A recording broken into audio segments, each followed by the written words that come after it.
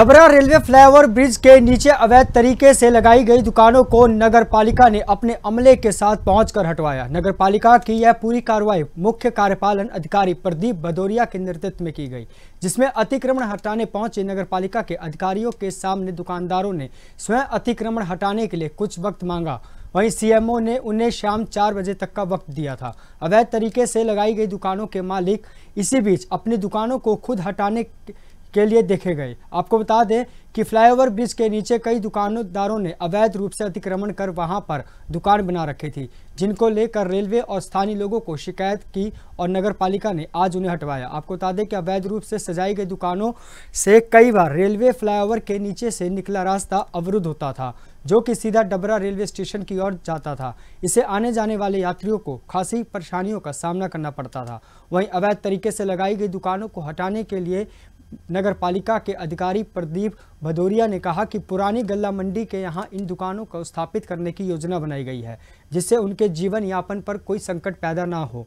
वहीं पर विधायक सुरेश राजे ने प्रशासन पर गंभीर आरोप लगाते हुए कहा कि नगर पालिका प्रशासन गरीबों का रोजगार छीन रही है। उन्होंने रेलवे ब्रिज के नीचे से हटाना बहुत ही गंभीर मामला है। रोजी रोटी कमाने वाले लोग कई स्थायी रूप से कहीं भी रोजगार करने के लिए नगर पालिका स्थान नहीं दे रही है। पिछले कई सालों से पुल के नीचे रोजगार कर रहे हैं, अब उन्हें नगर पालिका द्वारा हटाया जा रहा है। आपको बता दें कि पुल के नीचे गुमटी हाट ठेला लगाकर अपना रोजगार करने वालों को चुनाव से पहले हटाया गया होता तो सरकार को भी पता चल जाता कि आज धोखे से गरीबों को हटाया जा रहा है और उन्हें रोजगार से वंचित किया जा रहा है।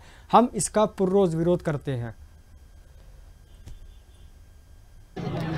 इसमें क्या पहले से तुम्हारी शिकायतें आती रही हैं कि इसमें ट्रैफिक और जाम जैसे समस्या उत्पन्न होती है, इसकी वजह से ये अतिक्रमण फुटपाथ से हटाया जा रहा है। साथ ही इसमें रेलवे का इंस्ट्रक्शन भी है कि जो अप्रोच रोड है वो खाली कराया जाना, क्योंकि रेलवे का शीघ्र चौड़ीकरण का कार्य चालू होना है। इसी के एवज में ये कार्रवाई की जा रही है।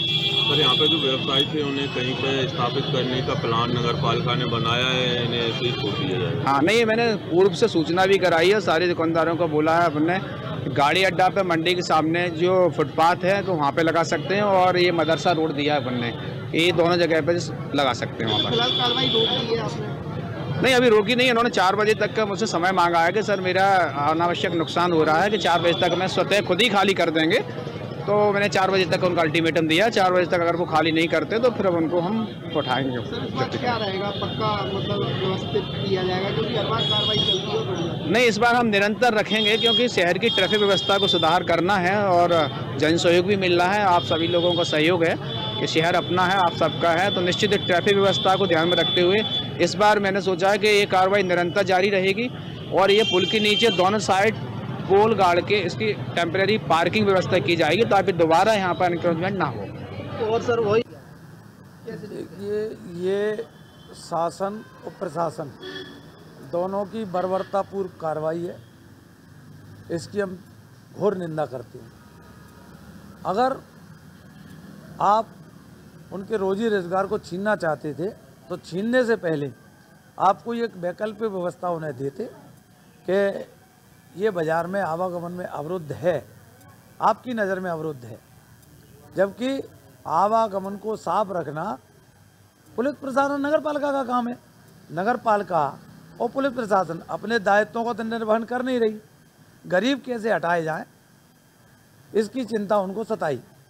अगर ये कार्रवाई उनको करनी थी और उनमें इतनी हिम्मत थी ये कार्रवाई करने की, तो गरीब के पेट पे लात चुनाव से पहले मारते ना, समझ में आती।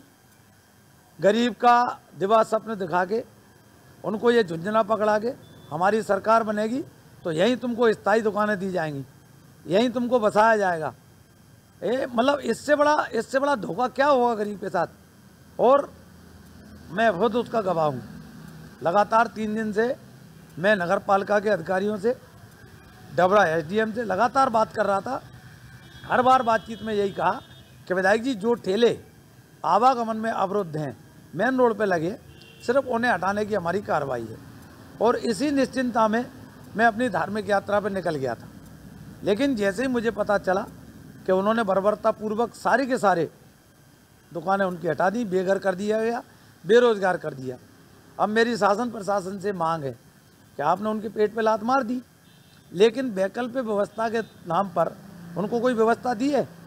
आप कह रहे हो कि हमने व्यवस्था दी है, तो मुझे तो समझ में नहीं आता। कृषि उपज मंडी में नहीं, कृषि उपज मंडी की अगर बात करो, पुराने गाड़ी अड्डे की आप बात करो, तो पुराने गाड़ी अड्डे को आज तक व्यवस्थित नहीं कर पाए। उसमें भी ये हाउसिंग बोर्ड को, जहाँ तक मेरी जानकारी है, एक हिस्सा इन्होंने बेच दिया है। तो ये गरीब कहाँ जाएंगे? कुछ नहीं है, ये एक झूठी तसल्ली देने के लिए उनको वहाँ बसा दिया है या उनको जगह दे दी है। जब वो रोड सब्जी मंडी से ही जाम हो जाता है तो ये ठेले वाले कहाँ लगेंगे?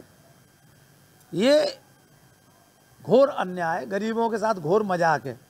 और सत्ता के मद में जिन लोगों ने भी ये पाप किया है, ये गरीब की हाय उनको ले डूबेगी। जनता के साथ विधायक कब दिख रहे हैं? नहीं, देखिए, मैं तो जनता उनके साथ कल भी था। कल रात को लगभग 10:30 बजे तक मेरी अधिकारियों से बात हुई, मैं उनके बीच पहुंचा। मैंने कहा ना, जैसे ही प्रशासन को ये जानकारी मिली, उनके सूत्र हमसे ज़्यादा तेज है, इसका मतलब उनको जैसे ही पता चला विधायक शहर में नहीं है, क्योंकि मैं ये बोल के आया था, अधिकारियों को बोला था, अगर आप इनके आशियाने उजाड़ने आ रहे हो, इनका रोजगार छीनने आ रहे हो, तो पूरी तैयारी के साथ आना, मैं वहाँ खड़ा मिलूंगा। उन्होंने मुझसे कहा था कि हमारे जनप्रतिनिधि खुद मौजूद रहेंगे हटवाने पे। उनकी बात सत्य निकली। वहाँ जनप्रतिनिधि उनके मौजूद थे, जिनको बड़े सपनों के साथ, बड़े अरमानों के साथ नगरपालिका इन गरीबों ने सौंपी थी। उन्हीं गरीबों के पेट पे लात मारने का काम इस नगरपालिका ने किया है, नगरपालिका के अधिकारियों ने किया है। और वो जनप्रतिनिधि जो डबरा को कहते थे हम नोएडा बना देंगे, नोएडा तो नहीं, उन्होंने गरीबों के सबसे पहले अगर कोई काम किया डबरा में, तो गरीबों के पेट पे लात मारने का काम किया। फिलहाल तमाम देश दुनिया की खबर जानने के लिए बने रहिए खबर भारत 360 के साथ। धन्यवाद।